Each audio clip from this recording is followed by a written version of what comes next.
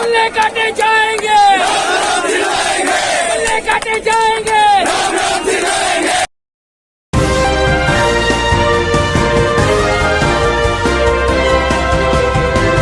पल न्यूज के news room से मैं हूं आपके साथ नदीम अकरम। दिल्ली के द्वारका में हज हाउस बनने को लेकर के भारतीय जनता पार्टी और उसके जितने भी फैलाए हुए नफरत के बीज हैं जो खाप पंचायत करते हुए दिखाई दिए, जिसमें मुसलमानों के खिलाफ जहर उगला जा रहा था और हज हाउस का विरोध किया जा रहा था, जहां ये तक कहा जा रहा था कि आप कोई मंदिर बना दीजिए, जैन मंदिर बना दीजिए, स्कूल बना दीजिए, कुछ भी बना दीजिए चलेगा, पर हज हाउस भारत में नहीं बनने देंगे, खासकर देश की दिल्ली की राजधानी में तो नहीं बनेगा।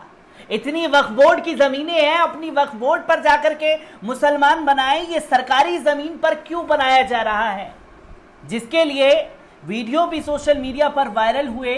अब इस पर भारतीय जनता पार्टी ने जो सियासत की थी उसमें खुद ही उलझती हुई नजर आ रही है, क्योंकि देश के तमाम बड़े मुद्दों पर भारतीय जनता पार्टी से सवाल पूछा जा रहा है और भारतीय जनता पार्टी यानी कि केंद्र की मोदी सरकार जो है हर चीज पर मुंहजोरी कर रही है।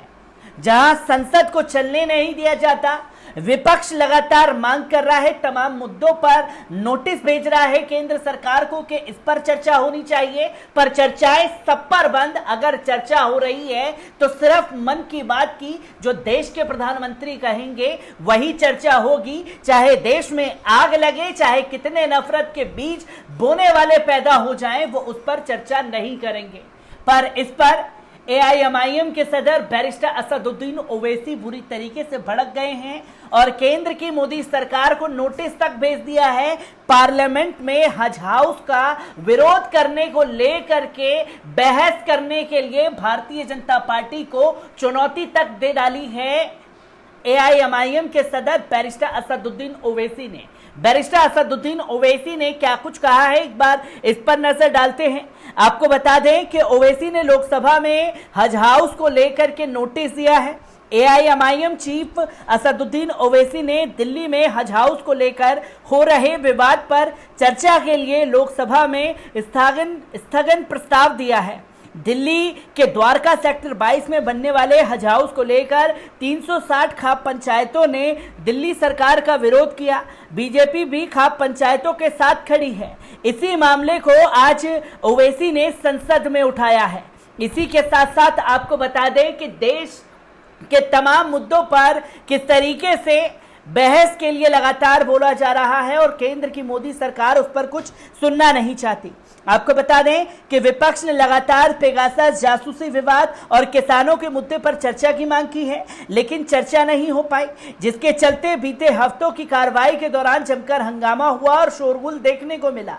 इस बीच सरकार भी बीच बीच में दोनों ही सदनों से कुछ बिल पास कराने में कामयाब रही है। आज भी एक अहम बिल लोकसभा में लाया जा रहा है। राज्यसभा में नेता प्रतिपक्ष मल्लिकार्जुन खड़गे ने बताया कि संसद में अगर ओबीसी सूची के नाम जोड़ने का अधिकार राज्य को देने वाला बिल को लेकर आ रही है, इस संशोधन को हम सभी पार्टी के नेता समर्थन करेंगे।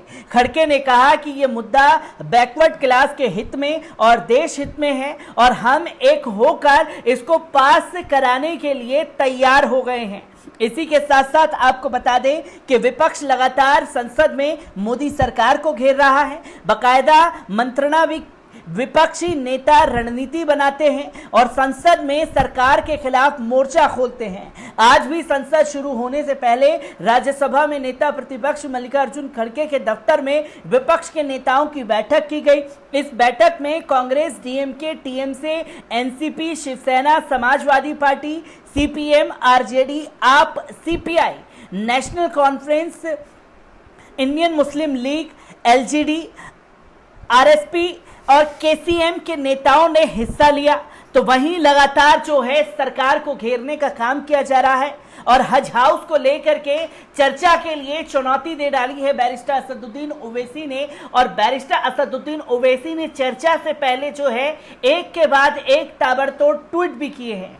पिछले जुम्मे को द्वारका में हज हाउस के विरोध में एक महापंचायत बुलाई गई।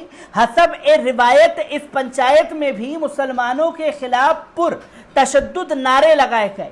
जंतर मंतर मोदी के महल से महज 20 मिनट की दूरी पर है। कल वहां जब मुल्ले काटे जाएंगे जैसे घटिया नारे लगाए गए।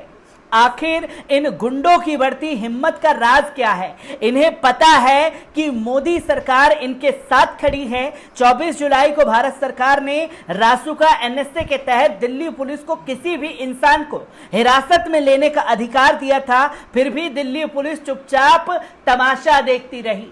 आखिरकार इन गुंडों के इस तरीके से नफरत भरी बयानबाजी का राज क्या है?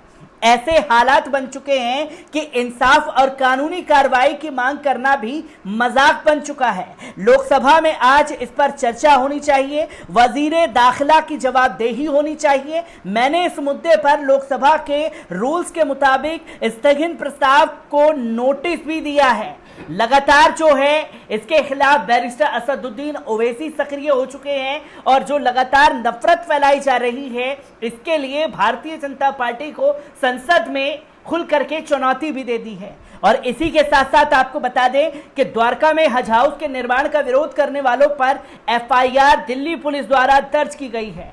दिल्ली के द्वारका इलाके में हज हाउस के निर्माण के विरोध में प्रदर्शन कराने वाले कुछ अज्ञात लोगों के खिलाफ पुलिस ने एफआईआर दर्ज की है। पुलिस के अनुसार दिल्ली आपदा प्रबंधन के कोविड-19 से संबंधित दिशा निर्देशों के उल्लंघन के लिए यह मामला दर्ज किया गया है। दिल्ली पुलिस के मुताबिक शुक्रवार को द्वारका में हज हाउस के निर्माण का विरोध कर रहे अज्ञात लोगों के खिलाफ डीडीएमए के दिशा निर्देशों का उल्लंघन करने के आरोप में एफआईआर दर्ज की गई है। अधिकतर ने कहा कि कानून की उपयुक्त धाराओं के तहत मामला दर्ज कर लिया गया है और आगे की जांच जारी है। वहीं द्वारका के सेक्टर 22 में विरोध प्रदर्शन करने वाले लोगों को संबोधित करते हुए दिल्ली बीजेपी अध्यक्ष आदेश गुप्ता ने कहा कि दिल्ली वक्फ बोर्ड से संबंधित कई भूखंड हैं और वहां एक हज हाउस बनाया जा सकता है। उन्होंने कहा कि शहर में स्कूल, कॉलेज और अस्पतालों की कमी है। गुप्ता ने कहा कि द्वारका के सेक्टर 22 में बनने वाला हज हाउस पूरी तरह से लोगों की इच्छा के खिलाफ है। ये विरोध प्रदर्शन तब किया गया जब ऑल द्वारका रजिस्ट्रेशन फेडरेशन ने उपराज्यपाल अनिल बैजल को पत्र लिखकर हज हाउस के निर्माण के लिए आवंटित भूमि को रद्द करने का आग्रह किया गया था। महज कुछ ही देर पहले जो है दिल्ली पुलिस की तरफ से यह ट्वीट भी किया जाता है कि द्वारका में हज हाउस का विरोध करने वालों के खिलाफ जो है एफआईआर दर्ज कर ली गई है। और ये एफआईआर का जो पहले काम होना चाहिए था वो कोविड के नियमों को लेकर के अब एफआईआर दर्ज कर ली जा रही है, जब बैरिस्टर असदुद्दीन ओवैसी इस पर ट्वीट करके भारतीय जनता पार्टी को लोकसभा में चुनौती देते हैं कि आखिरकार नफरत के बीज बोने वालों को बढ़ावा क्यों दिया जा रहा है। एक ट्वीट से दिल्ली पुलिस सक्रिय हुई और ट्वीट करना पड़ा कि एफआईआर दर्ज की गई है। तो पार्लियामेंट में जब यह मुद्दा जोर शोर से उठेगा तो यकीनन भारतीय जनता पार्टी को जवाब देना भी इन नफरत के बीज बोने वालों के खिलाफ भारी पड़ जाएगा। मैं बैरिस्टर असदुद्दीन ओवैसी से जुड़ी हर एक अपडेट आप लोगों के साथ साझा करता रहूंगा। दीजिए इजाजत, शुक्रिया।